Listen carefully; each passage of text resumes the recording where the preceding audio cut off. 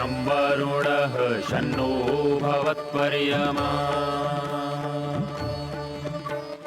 शन्न इन्द्रो बृहस्पतिः शन्नो विष्णुरुक्रमः ॐ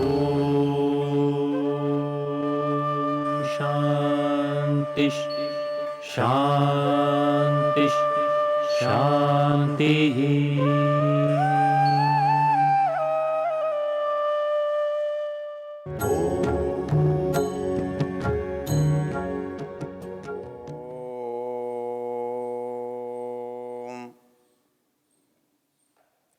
हम यजुर्वेद के 32वें अध्याय के मंत्रों की चर्चा कर रहे हैं और इन मंत्रों के अधिकांश मंत्रों के ऋषि स्वयंभू ब्रह्म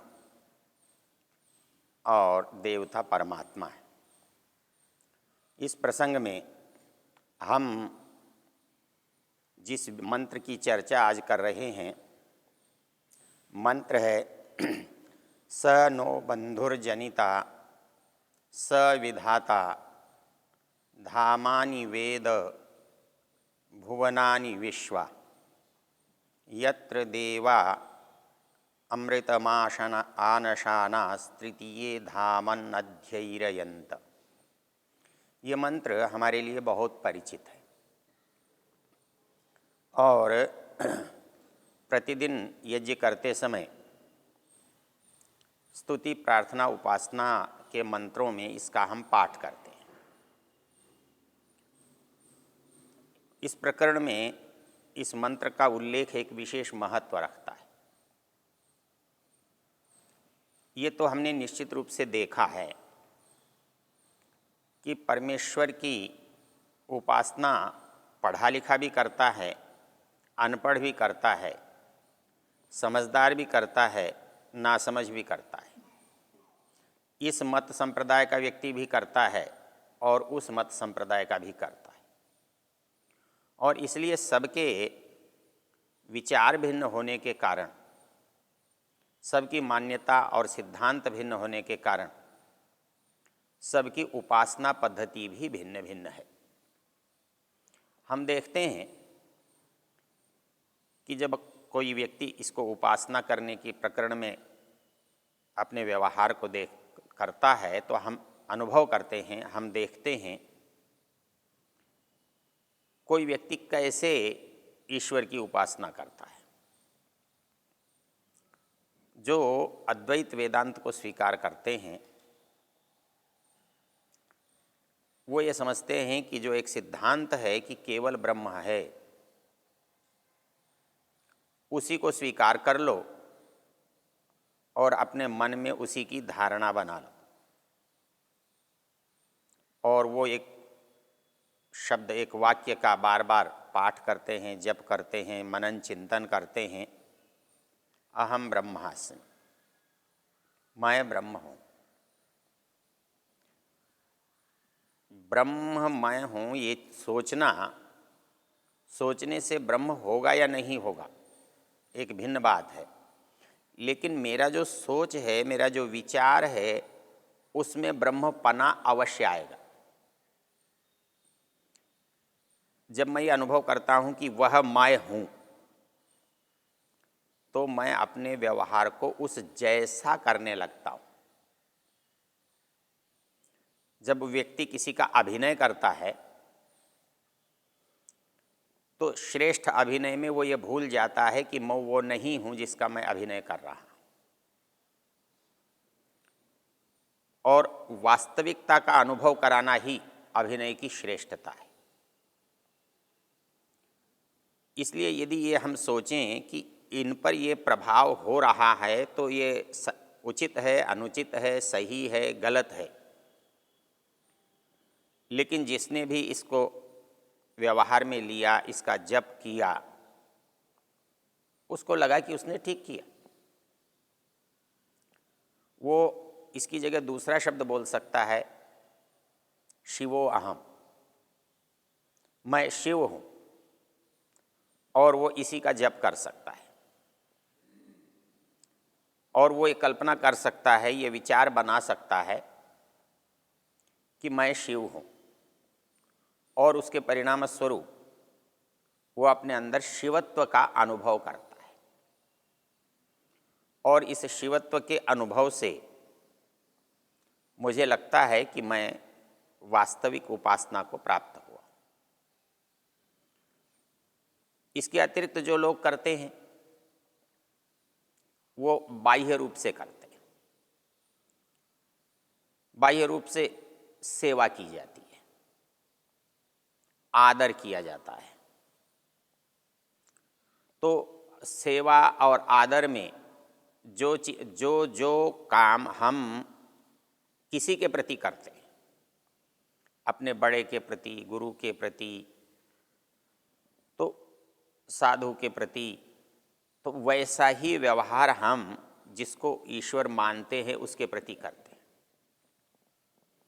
वैसा ही उसको सेवा के लिए भोजन कराना, स्नान कराना, माला पहनाना, तिलक लगाना, जो काम हम बाहर करते हैं वो करते हैं, और हमको बड़ा संतुष्ट होता है कि हमने किया। क्यों? कि करने के लिए तो हमारा विचार उद्यत रहा, विचार से हमने उसको पूरा किया, तो उसका लाभ हमको अवश्य मिलता है, और इसीलिए हम संतुष्ट रहते हैं। ऋषि दयानंद ने इस सारी पद्धतियों में एक अद्भुत परिवर्तन किया। उन्होंने मानकर चलने का सिद्धांत हटा दिया। मैं मानता हूं कि मैं ब्रह्म हूं, मैं मानता हूं कि मैं शिव हूं, मैं मानता हूं कि अमुक चीज़ ईश्वर है, अमुक चीज़ इसका नाम है, ये ईश्वर है, चाहे वो किसी भी नाम से हो। उन्होंने बड़े सीधे सीधे से कुछ जो शास्त्रीय चीज़ें हैं उनको उसी क्रम से प्रस्तुत किया। इस मंत्र में जब आप देखेंगे तो इस मंत्र में कौन सी बात है जो उस क्रम में आ रही है। ऋषि दयानंद का जो उपासना क्रम है वो क्रम है, पहला जानना, फिर करना, और उसके बाद है होना। अर्थात करने से पहले जानना आवश्यक है। यदि हमने जाना नहीं तो हम करेंगे क्या? निश्चित रूप से वो गलत भी हो सकता है, वो अशुद्ध भी हो सकता है, वो अनुचित भी हो सकता है, संयोग से ठीक भी हो सकता है, जिसकी संभावना न्यून रहती है। इसलिए हम यदि परिणाम की अपेक्षा करते हैं, हमारे मन में परिणाम प्राप्त करने की इच्छा है, तो उसका अनिवार्य क्रम है कि जो परिणाम हम पाना चाहते हैं वो परिणाम क्या करने से आएगा, वो कैसे करने से आएगा। और जब हम करने की बात सोचते हैं तो हमें यह पता लगना चाहिए कि हम क्या करना चाहते हैं और क्यों करना चाहते हैं। तो इस क्रम को ऋषि दयानंद ने एक शैली दी, एक नाम दिया। उसका नाम है स्तुति, प्रार्थना और उपासना। हमने पीछे चर्चा की, स्तुति का अर्थ होता है जानना, प्रार्थना का अर्थ होता है करना, और उपासना का अर्थ होता है होना। हम जानते हैं, हम जैसा जानते हैं तदनुसार करते हैं, और हम करते हैं इसलिए निश्चित रूप से होता है।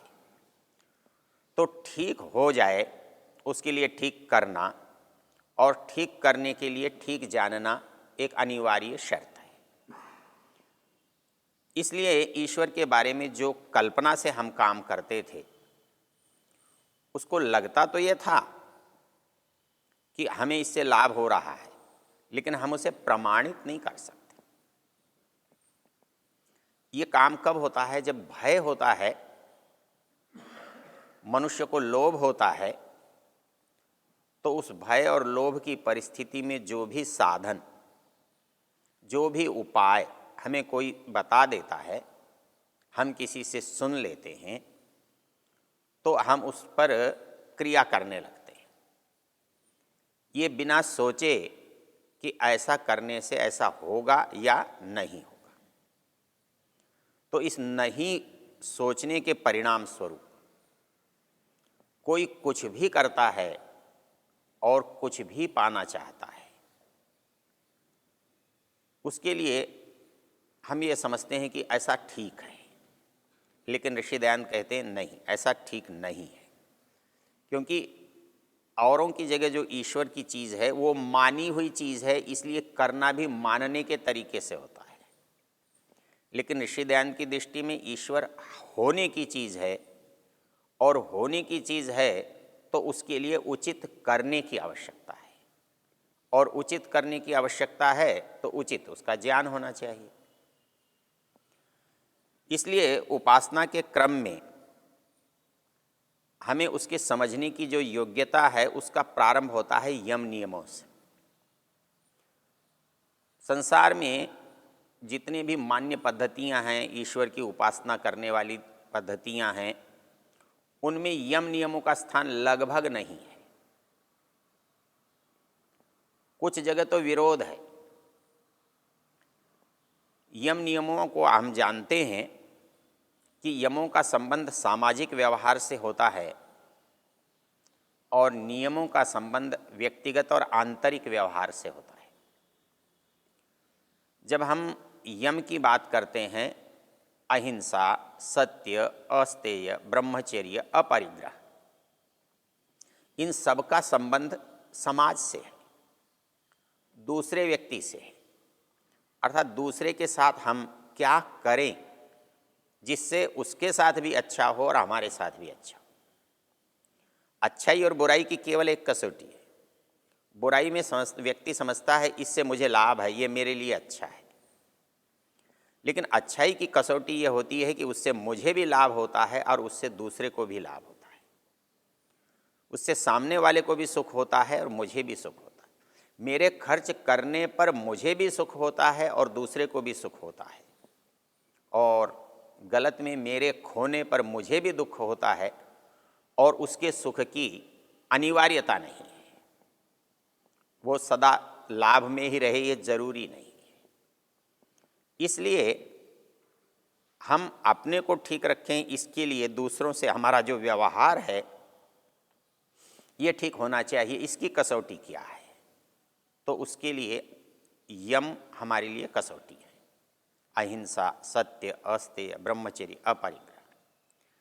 लेकिन आश्चर्य तो ये है कि इसकी मानने की बात किसी सामान्य जो हमारी पूजा पद्धतियों में है उनमें नहीं है।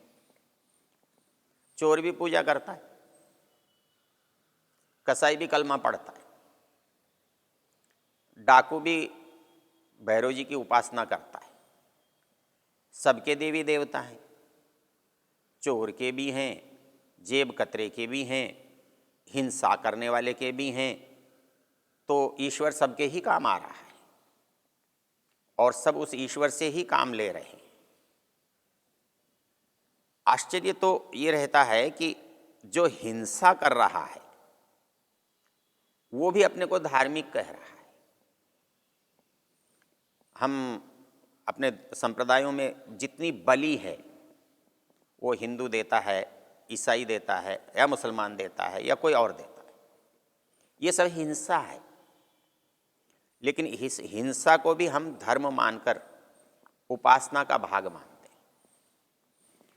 वो धर्म यम नियमों के अंतर्गत जो नहीं है वो धर्म नहीं हो सकता। जिसमें अहिंसा न हो,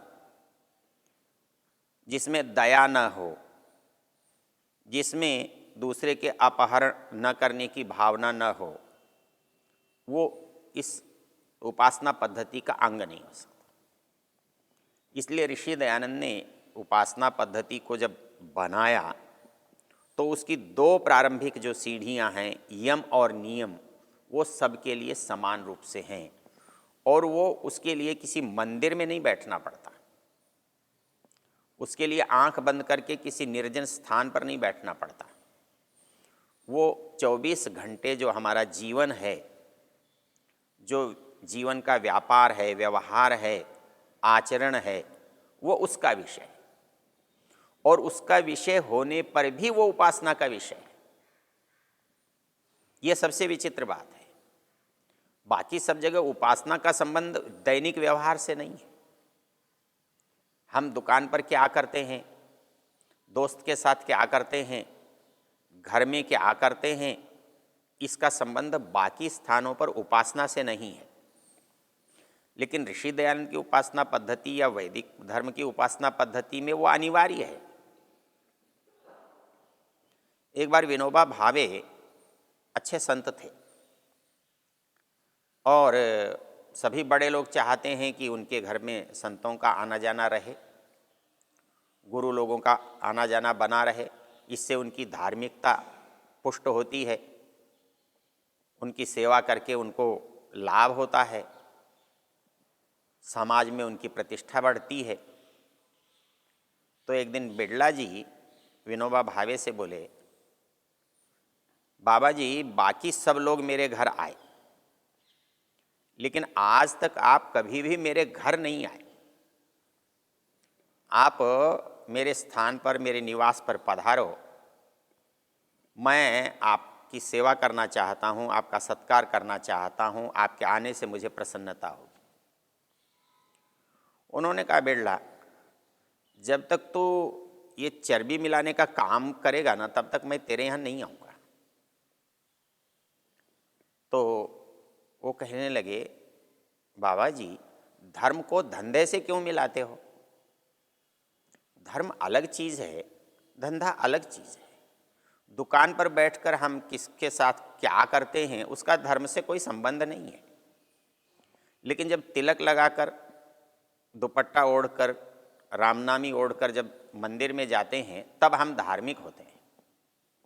जब किसी धार्मिक व्यक्ति से बात करते हैं हम धार्मिक होते हैं।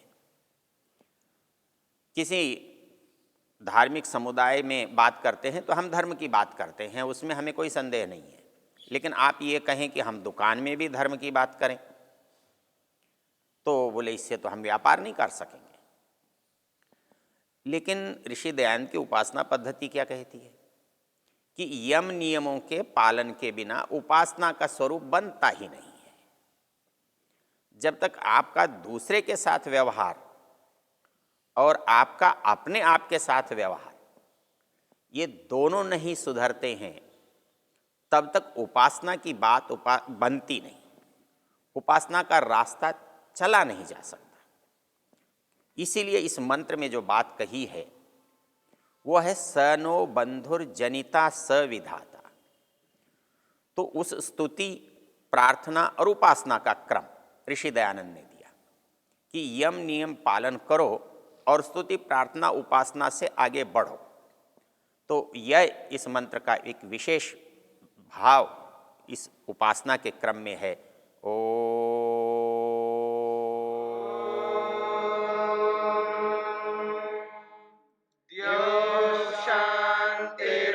शांतिरंतरिक्षं शांतिर्पृथिवी शांतिरापः शांतिरोषधयः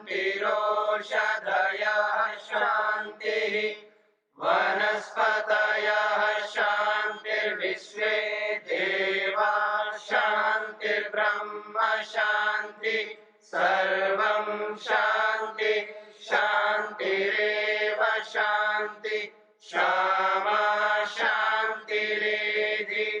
ओम शांति शांति शांति।